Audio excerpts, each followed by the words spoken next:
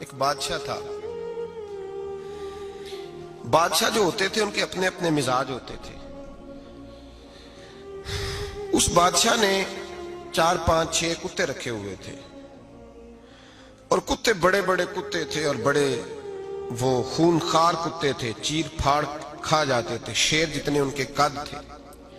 بادشاہ تھوڑا سا کسی آدمی سے ناراض ہوتا نا تو ایک بہت بڑے پنجرے کے اندر ایک بہت بڑا سلاخوں کا گھر اس نے بنایا ہوا تھا, اس میں کتے ہوتے تھے, اور کتے کو جب باندھ کے رکھا جاتا ہے تو زیادہ زہریلا ہو جاتا ہے, وہ زیادہ اس کے اندر کرواہٹ آتی ہے, زیادہ کاٹتا ہے.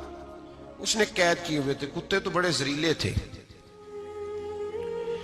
جس آدمی سے بادشاہ تھوڑا سا ناراض ہوتا نا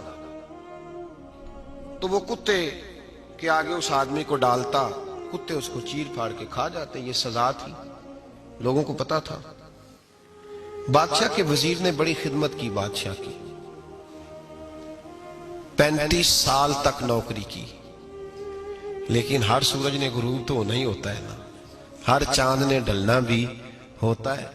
اب بوڑھا ہونے لگا, وہ جو مضبوط حافظہ تھا وہ کمزور ہونے لگا, ہلکی ہلکی غلطی. بادشاہ مزاج کا بادشاہ تھا, پر نہیں سمجھ میں آیا. تو میں نے کہا کہ لوگ کہتے ہیں ہمیں کام پیارا ہے, چم نہیں. تو رشتہ وفا کا تھا ہی نہیں. وزیر سمجھنے لگا کہ اب نہ میں بھی غلطیاں کرنے لگا ہوں تو ایسا نہ ہو کسی دن میں بھی ان کتوں کا شکار ہو جاؤں. اس نے بادشاہ سے کہا کہ بادشاہ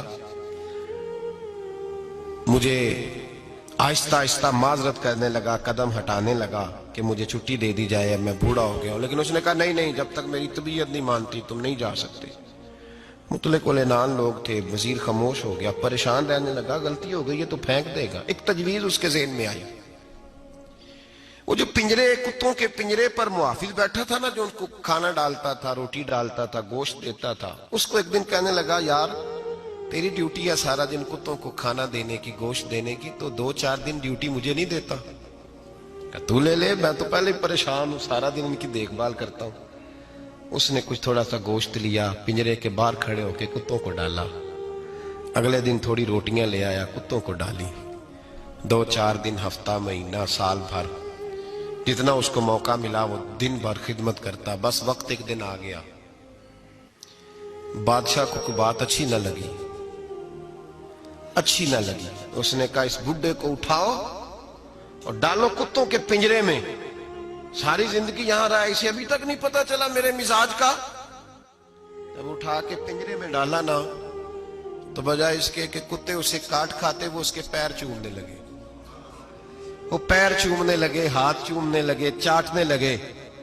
تو بادشاہ اب سامنے کھڑا تھا نظارہ دیکھنے کو کہ چیر پھاڑ کرتے تو خوش ہوا کرتا تھا, خونخوار درندے جیسی اس کی طبیعت ہو گئی. جب دیکھا وہ پیار کر رہے ہیں تو بادشاہ وزیر سے کہنے لگا یہ کیا ہے؟ تو وزیر رو پڑا, کہنے لگا تو سیاستدان تھا تو میں بھی سیاستدان تھا, ساری زندگی سیاست کی لیکن دنیا داروں کے ساتھ رہا, تو انجام یہ ہوا کہ مجھے اس پنجرے میں ڈال دیا گیا. دیکھ تو بہت بڑا سیانہ تھا اور میں بھی سمجھدار تھا, وزیر رہا, لیکن ہمارا روح کا رشتہ نہ بن سکا. ارے ہم سے تو یہ کتے ہی اچھے نکلے. تیری 40 35 سال خدمت کی تو نے کتوں کے آگے ڈال دیا. انہیں تو چند مہینے روٹی ڈالی ہے, میرے وفادار ہو گئے. چند مہینے روٹی, جنہ تنا وچ عشق نہ رچیا کتے او نہ تھی چنگے.